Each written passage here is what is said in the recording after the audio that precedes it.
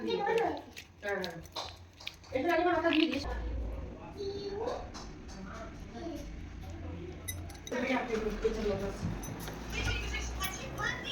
আছে।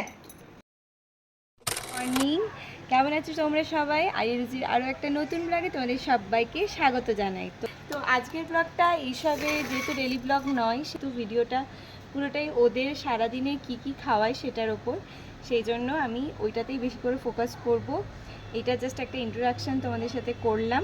এখন বাজে মোটামুটি 12:30 পৌনে 1টার মতন। আমাদের স্নান হয়ে গেছে। দাদা কি একটু আমি খেয়ে নাও। তো বন্ধুরা, রান্নাবান্নার ব্যাপারটা আমি চেষ্টা করি সকাল সকালই মিটিয়ে ফেলার, কেননা 10টা সাড়ে 10টার পর থেকে আমাকে পুরোপুরি আরিয়া রোজির ওপরে সময় দিতে হয়, কেননা ওদের কাছে না থাকলে ওরা কিন্তু প্রচণ্ড বদমাইশি করতে থাকে। তো আজকের যেহেতু ভিডিওটা ওদের সারাদিনের খাবারের নিয়ে, গরমটাও বেশ ভালোই পড়ে গেছে যেহেতু, সেই জন্য আমি একদিনে কি খাওয়াচ্ছি সারাদিনে সেটার ব্রেকফাস্ট, লাঞ্চ এবং ডিনারটা তোমাদের সাথে শেয়ার করব। তো প্রথমেই আমি ব্রেকফাস্ট শেয়ার করছি। তো প্রথমে আমি আজকে চিড়ের একটা রেসিপি খাওয়াচ্ছি।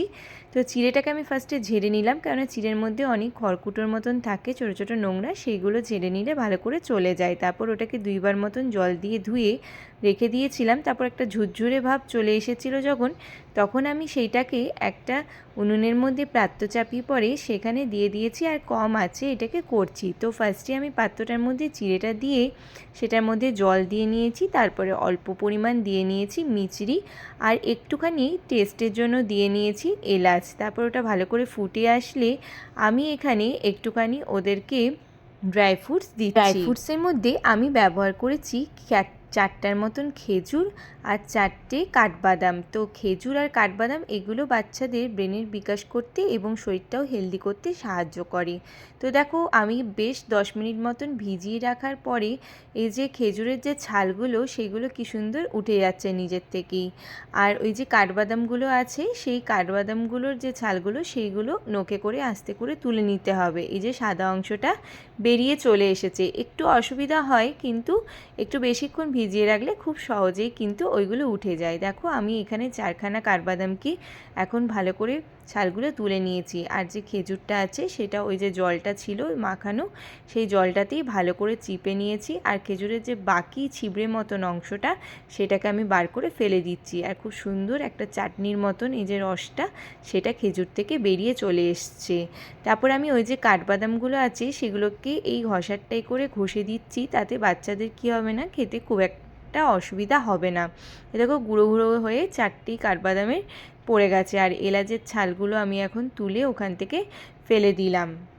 রকম মুখে রাখার মতন জিনিস দিয়ে থাকলে ওদের কিন্তু মুখে বা গলার মধ্যে লাগতে পারে, সেই জন্যই এখনও ওরা 2 বছর হয়ে যাওয়ার পরেও সব কিছুটা অত ভালো করে কিন্তু চিবিয়ে খায় না, গিলে দেওয়ার টেন্ডেন্সিটা ওদের আছে। এই যে দেখো, খেজুরের যে রসটা বেরিয়েছে সেটাকে আমি এখন ওই চিড়ের যে খাবারটা সেটার মধ্যে দিয়ে নিচ্ছি। নিয়ে পরে ভালো করে আমি এটাকে চামচে করে ভালো করে ঘুরিয়ে নেব, তাহলে ভালো করে সব কিছুটা মিশে যাবে আর সমান টেস্টটা সবেতেই আমরা পেয়ে যাব। তো এইটা খাবারটা কিন্তু বেশ একটু মিষ্টি মিষ্টিই হবে, কেননা আমি যেহেতু মিচড়িও দিয়েছি আর তার সাথে খেজুরেও যেহেতু একটু মিষ্টতা আছে, সেজন্য এই খাবারটা বেশ ভালোই মিষ্টি মিষ্টি লাগবে বাচ্চাদের।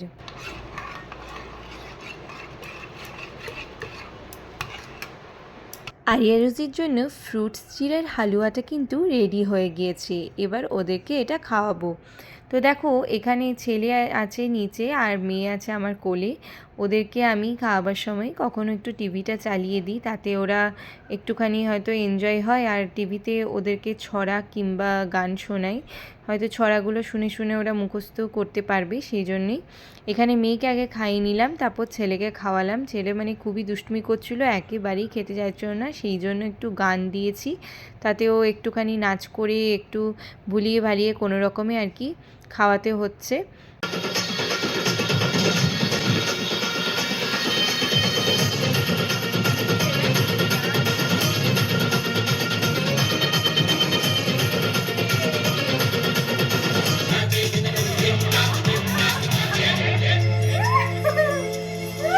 একটা মায়ের কাছে তার বাচ্চাকে খাওয়ানো কিন্তু একটা বিশাল বড় চ্যালেঞ্জ। আমি তো সেটা খুব পদে পদেই বুঝতে পারি। তো এখন দেখো চলে এসেছি আমরা লাঞ্চের খাবার দাবারে। আমি কিন্তু এটাও একেবারেই সকালবেলাতেই করে রেখেছি। তো আজকে ওদের লাঞ্চে দেব একটু পাতলা করে মাছের ঝোল, তার সাথে ভেজিটেবলস থাকবে তোমার আলু, ভেন্ডি আর তার সাথে গাজর। তো আমি এখানে তেলের মধ্যে মাছগুলো আগে ভেজে নিয়েছি আর তার সাথে একটু ভেন্ডিগুলোকেও ভেজে নিয়েছি খুব কম তেল করে। তারপরে এখানে আমি পেঁয়াজটা ফার্স্টে দিয়ে দিলাম আর মশলার মধ্যে আছে আদা বাটা, হলুদ গুঁড়ো, জিরে গুঁড়ো, ধনে গুঁড়ো আর দিয়ে দেবো অল্প পরিমাণে লবণ পরিমাণ করে। তারপরে ওটাকে ভালো করে কষিয়ে নেব মশলাটা।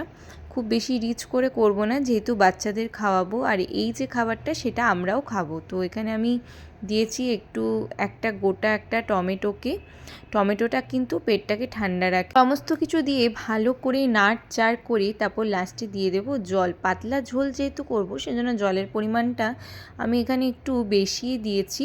তারপর জলটা দেওয়ার পরে আমি সেখানে দিয়ে দেবো সমস্ত সবজিগুলো, যেমন ভেন্ডি, গাজর, আলু। সেগুলো দেওয়ার পরে যখন ঝোলটা ভালো করে ফুটে আসবে তারপরে আমি একটু একটু করে মাছগুলোকে দিয়ে দেবো।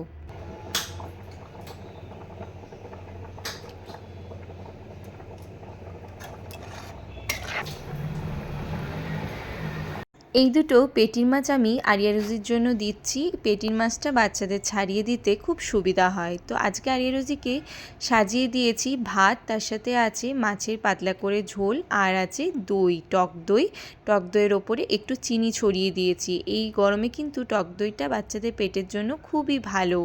ডাক্তার আমাকে প্রথম দিকে বলেছিল, যখন গরমটা পড়ছিল সেই সময় আমাকে ডাক্তার বলেছিল যে টক দইটা একটু চিনি ছড়িয়ে দিতে, কেননা প্রথম দিকেই ওদের একটু পেটের প্রবলেম হয়েছিল সেই জন্যে।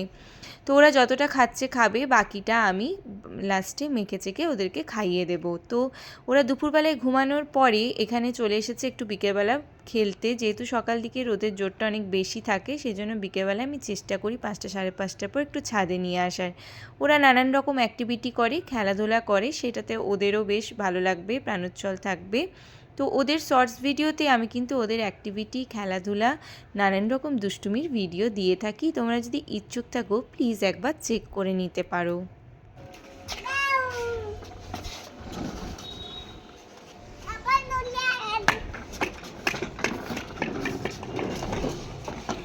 চলো ছুঁড়ে খেলো, ওপরে ছোড়ো।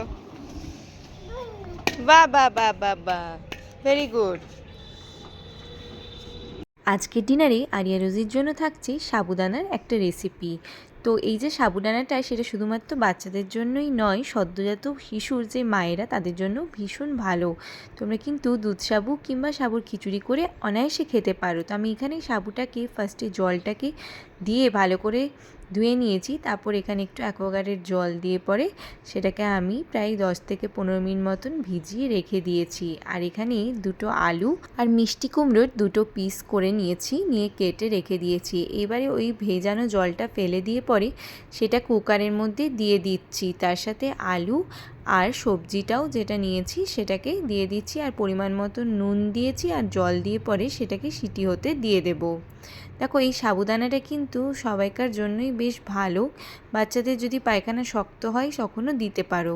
তো এই যে আমি এখন তরকারিগুলো যেগুলো আছে সেগুলোকে ভালো করেই চামচে করে স্ম্যাশ করে নিচ্ছি, তারপর ওই সাবুদানাটার সাথে মিশিয়ে দেবো। এই রেসিপিটা বাচ্চাদের খাওয়ালে কিন্তু ওদের হজমটাও বেশ ভালো করে হয়ে যাবে। এটা আমি রাত্রে দিচ্ছি কিন্তু হজমের কোনো রকম প্রবলেম হবে না, তোমরা কোনো চিন্তা করো না। তো এটাকে ভালো করে ওখানে মিশিয়ে দিচ্ছি। তারপরে ওপর থেকে দিয়ে দিচ্ছি 1 চামচ মতন বাড়িতে করা ঘি। এই ঘিটা দিলে ওটার টেস্টটা অনেক গুণ বেড়ে যাবে। এটা কিন্তু সত্যি ভীষণ ভীষণ টেস্টি হয়েছিল, আমিও 2 চামচ খেয়ে দেখেছিলাম।